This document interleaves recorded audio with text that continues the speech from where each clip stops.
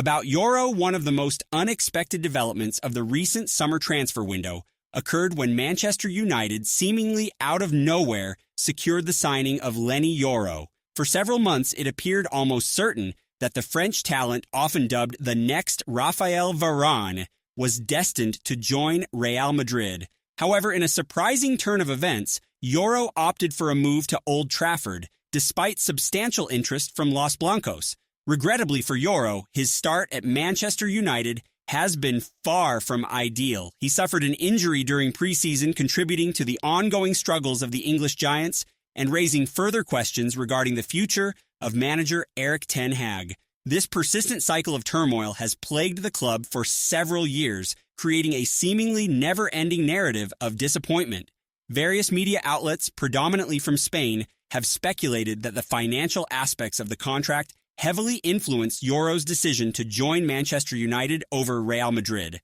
However, as confirmed by journalist Fabrizio Romano in his daily briefing column, there were also other significant factors at play.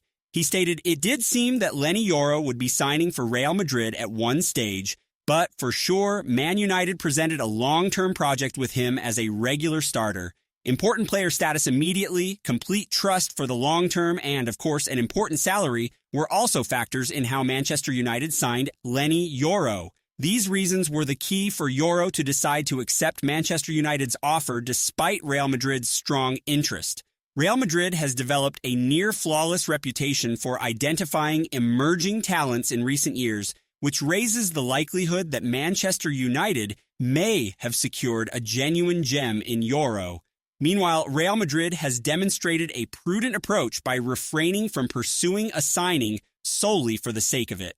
Having missed out on Yoro, the club chose not to secure a center-back during the summer transfer window, leaving them somewhat short-handed in that position, especially following Nacho Fernandez's departure and David Alaba's ongoing injury recovery.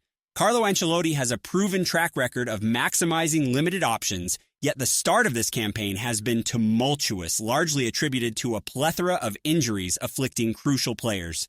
Since his arrival at Real Madrid in 2019, Rodrigo Goes has been heralded as a potential future star within the Merengues' offensive lineup, and the Brazilian forward has largely lived up to those expectations. However, amid an ongoing substantial overhaul at the club, Real Madrid has acquired several new attacking talents, including Arda Güler, Endrick, and most notably, Kylian Mbappe. This influx of talent has created a crowded forward line. Liverpool has seemingly sought to capitalize on this situation by attempting to lure the former Santos player, but Rodrigo has firmly declined their overtures. Complicating matters for Liverpool, Darwin Núñez, whom Rodrigo was purportedly set to replace, has solidified his position within the squad. Similarly, Atletico Madrid has also shown interest. However, according to journalist Fabrizio Romano, the Colchoneros, who recently splurged on Julian Alvarez, are unlikely to make a move for Rodrigo given their financial constraints. Rodrigo, wearing the number 11 jersey for Real Madrid, now finds himself in a position where he must compete fiercely to maintain his place in the starting lineup. The Brazilian has thus far been able to demonstrate his talents, but with the arrival of other high-profile players, the pressure to perform and retain his spot is palpable. In a competitive environment where he is expected to shine, Rodrigo's future at the club now hinges on his ability to rise to the occasion and prove his worth amid fierce competition. Amidst the summer transfer window, Real Madrid forward Rodrigo garnered considerable interest from various clubs, particularly as rumors circulated regarding his potential exit following the arrival of Kylian Mbappe.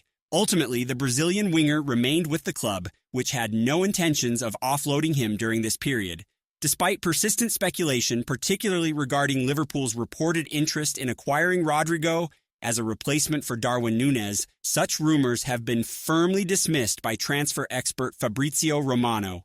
In a recent statement, Romano emphasized that he could not ascertain the origins of these speculative links, asserting, "I don't even know where these links are coming from. Núñez to Atletico Madrid, Rodrigo to Liverpool. Trust me, now it's all completely quiet. There are no negotiations or talks for these players. Núñez is completely focused on Liverpool, and Atletico just spent €75 million plus add-ons on Julian Alvarez 2 months ago.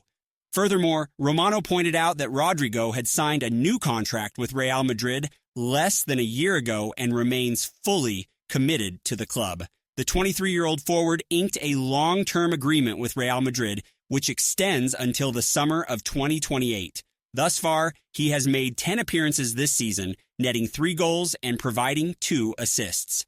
The Brazilian's commitment to the club is unwavering, and he appears to be wholly focused on contributing to Real Madrid's success in the current season. In light of recent events, it is evident that Real Madrid's management is firmly resolved in their decision to retain Rodrigo, disregarding any external pressures or temptations that may arise from other clubs. As the team seeks to navigate the challenges of the ongoing season, Rodrigo's performance will undoubtedly be pivotal in their aspirations to reclaim dominance in both domestic and European competitions.